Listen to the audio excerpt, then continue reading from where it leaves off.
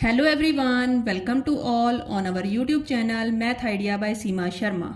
So before this video, I had already made different videos in which I had discussed 1 to 74 questions which comes in DSSB TGT Maths exam. So now I will continue with the question 75. 75th question is every absolutely convergent improper integral is dash. कि अगर हमारा कोई भी improper integral है और अगर वो absolutely convergent होता है तो हम उसे क्या कह सकते हैं कि वो क्या होगा, कन्वर्जेंट भी होगा। दैट मीन्स अगर वो एब्सोल्युटली कन्वर्जेंट है, अगर कोई भी इम्प्रॉपर इंटीग्रल आपके पास एब्सोल्युटली कन्वर्जेंट होता है तो वो क्या होगा, कन्वर्जेंट भी होगा। नेक्स्ट क्वेश्चन है आपके पास 76 question, let K be the number of P Sylow subgroup of a finite group G, then आपके पास क्या कंडीशन होगी। अगर कोई भी के नंबर है, के जो नंबर है वो किसका नंबर है, पी सेलो सबग्रुप का नंबर है of a finite group, group जो हमें गिवन है वो हमारे पास फाइनाइट ग्रुप गिवन है। देन हम क्या कहेंगे कि जो ये नंबर के होगा, के जो नंबर होगा वो डिवाइड करेगा ऑर्डर ऑफ जी को, जो हमारे ग्रुप का ऑर्डर होगा उसको वो नंबर जो है वो डिवाइड करेगा। ये रिजल्ट हमारा आया है सेलो थर्ड थ्योरम से। सेलो थर्ड थ्योरम क्या कहती है, the number NP of P Sylow subgroup in G is equals to 1 plus K P such that कि जो 1 प्लस के पी है वो डिवाइड करेगा किसको, ऑर्डर ऑफ जी को, where the value of K is equals to 0, 1, 2 and so on. So Sylow third theorem से आपके पास ये डायरेक्ट रिजल्ट आता है कि कोई भी नंबर जो के है वो आपका क्या करेगा, डिवाइड करेगा किसको, ऑर्डर ऑफ जी को, दैट मीन्स ग्रुप के ऑर्डर को वो डिवाइड करेगा। नेक्स्ट क्वेश्चन है आपके पास 77th question, what is the order of convergence of cos h root Z. जो हमारे पास कोस हाइपरबोलिक जो फंक्शन होता है रूट जेड, उसका ऑर्डर ऑफ कन्वर्जेंस क्या होगा, उसका ऑर्डर ऑफ कन्वर्जेंस होता है आपके पास इनफाइनाइट। तो आप लिखेंगे इसका जो ऑर्डर ऑफ कन्वर्जेंस जो है वो इनफाइनाइट हो जाएगा। नेक्स्ट आपके पास क्वेश्चन है 78th question, the external direct product of two cyclic group is dash. जो आपके पास एक्सटर्नल डायरेक्ट प्रोडक्ट होगा किसका, साइक्लिक ग्रुप का। तो साइक्लिक ग्रुप क्या होते हैं, साइक्लिक ग्रुप वो ग्रुप होते हैं which are generated by single element, जो जनरेट होते हैं generated by a single element. एक सिंगल एलिमेंट जो है वो कंप्लीट ग्रुप को, इंटायर ग्रुप को जनरेट कर दे तो हम उसको क्या कहेंगे, साइक्लिक ग्रुप कहेंगे। अब अगर हमने एक्सटर्नल डायरेक्ट प्रोडक्ट लिया है दो साइक्लिक ग्रुप का, जरूरी नहीं है कि वो एक्सटर्नल डायरेक्ट प्रोडक्ट भी साइक्लिक हो, नीड नॉट बी साइक्लिक। इसको हम एग्जाम्पल से डिस्कस करेंगे। एग्जाम्पल लेते हैं हम, जैसे हमने एग्जाम्पल ले ली Z2। अब जो Z2 है वो हमारे पास क्या है, साइक्लिक ग्रुप है। इसी टाइप से आपके पास Z4, ये दोनों आपके पास साइक्लिक ग्रुप हैं, बोथ आर साइक्लिक। बट जैसे ही हम इसका क्या लेते हैं, एक्सटर्नल डायरेक्ट प्रोडक्ट लेते हैं Z2 एंड Z4।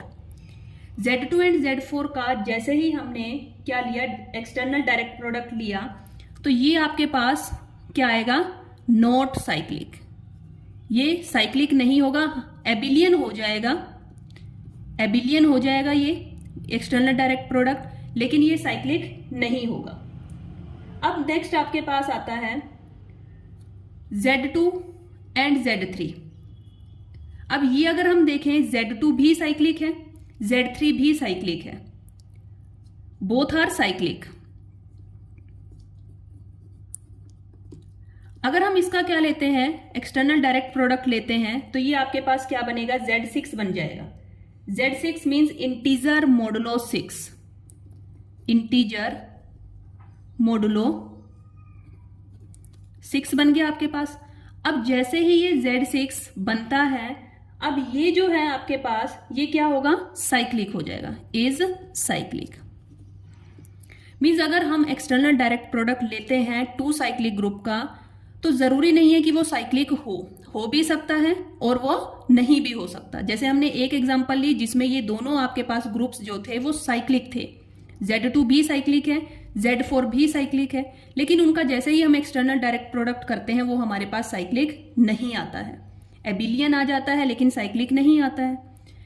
ये सेकेंड एग्जाम्पल हमने लिया था Z2 एंड Z3 का, दोनों ही साइक्लिक हैं, बट जैसे ही हम इसका एक्सटर्नल डायरेक्ट प्रोडक्ट लेते हैं वो इंटीजर मॉडुलो 6 आता है विच इज साइक्लिक, ये साइक्लिक हो जाता है। नेक्स्ट क्वेश्चन है 79th question, if fz is analytic function whose real part is constant then f of z is. अब f of z हमें दिया है एनालिटिक फंक्शन है, रियल पार्ट जिसका कांस्टेंट है, अगर उसका रियल पार्ट कांस्टेंट है तो f of z भी क्या हो जाएगा हमारे पास, कांस्टेंट हो जाएगा। अब f of z का क्या मतलब है, f of z जो है वो हमारे पास कॉम्प्लेक्स नंबर दिया है, ये क्या है हमारे पास एनालिटिक फंक्शन दिया है। अब जो f of z जो फंक्शन बनेगा वो कॉम्प्लेक्स की फॉर्म में बनेगा, आपके पास u plus iota v form में बनेगा, कॉम्प्लेक्स की फॉर्म में बनेगा।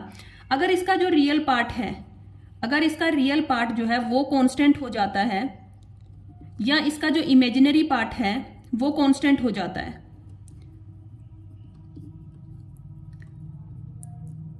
अगर कोई भी इसका रियल पार्ट या इसका इमेजिनरी पार्ट कांस्टेंट होगा तो दिस इंप्लाइज कि जो हमारा fz है वो भी क्या हो जाएगा, हमारा कांस्टेंट ही होगा। अब इसमें आपके पास वर्ड आया था एनालिटिक फंक्शन। अब एनालिटिक फंक्शन का क्या मतलब है कि हम f of z को एनालिटिक कब कहेंगे, एनालिटिक हम उस केस में कहेंगे जब ये CR इक्वेशन को क्या करता है, सेटिस्फाई करता है, CR इक्वेशन को सेटिस्फाई करेगा, satisfy CR equation, only then we can say that a function is analytic. So this is necessary condition, ये आपके पास नेसेसरी कंडीशन होती है कि अगर कोई भी फंक्शन जो है वो एनालिटिक फंक्शन होगा, एनालिटिक फंक्शन हम तभी कहेंगे उसको अगर वो क्या करेगा, CR इक्वेशंस को सेटिस्फाई करेगा। Now next question is 80th question, does CR equations are necessary and sufficient condition for a function to be analytic. क्या कह रहे हैं कि जो CR इक्वेशंस हैं, जो CR इक्वेशंस हैं वो नेसेसरी एंड सफिशिएंट कंडीशन होती हैं किसी भी फंक्शन के एनालिटिक होने के लिए।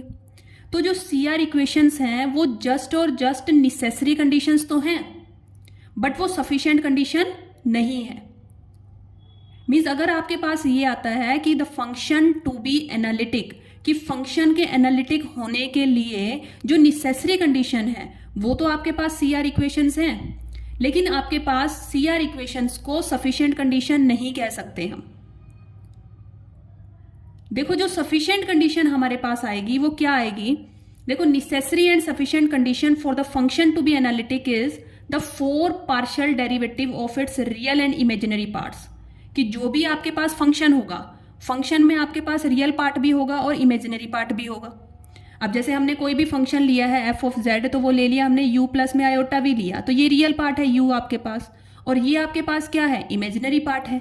दोनों ही फंक्शन किसके हैं, x और y के फंक्शन है, तो इसके जो 4 जो पार्शियल डेरिवेटिव्स हैं वो आपके पास एग्जिस्ट करने चाहिए। 4 पार्शियल डेरिवेटिव क्या होगा, जैसे हमने रियल लिया, रियल पार्ट जो है u है आपके पास, तो u का derivative partial derivative with respect to x, u का partial derivative with respect to y। ऐसे ही जो आपके पास इमेजिनरी पार्ट है उसका partial derivative with respect to x लिया, v का partial derivative with respect to y लिया। ये सेटिस्फाई करेंगे CR इक्वेशंस को एंड कंटिन्यूअस भी होने चाहिए। मीन्स जो आपके पास ये 4 पार्शियल डेरिवेटिव्स एग्जिस्ट करें और वो कंटिन्यूअस हों, तब हम क्या कहेंगे, ये आपके पास सफिशिएंट कंडीशन होती है the function to be analytic.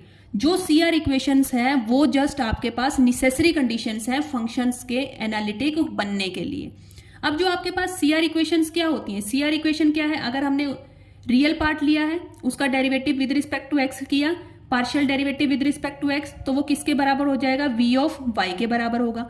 लेकिन अगर हम u का partial derivative with respect to y करते हैं तो वो किसके बराबर होगा, minus of v of x के बराबर होगा। तो ये हमारे पास क्या आ जाती हैं, CR इक्वेशंस आ जाती हैं। नेक्स्ट हम मूव करते हैं 81st question, name the smallest non cyclic group. अब हमें नेम बताना है कि इनमें से जो स्मॉलेस्ट नॉन साइक्लिक ग्रुप है वो क्या होगा। अब देखो smallest non cyclic group, non cyclic group क्या होगा, अभी हमने पीछे डिस्कस किया था कि जो साइक्लिक ग्रुप होता है वो ग्रुप होगा जो जनरेटेड होगा किससे, सिंगल एलिमेंट से।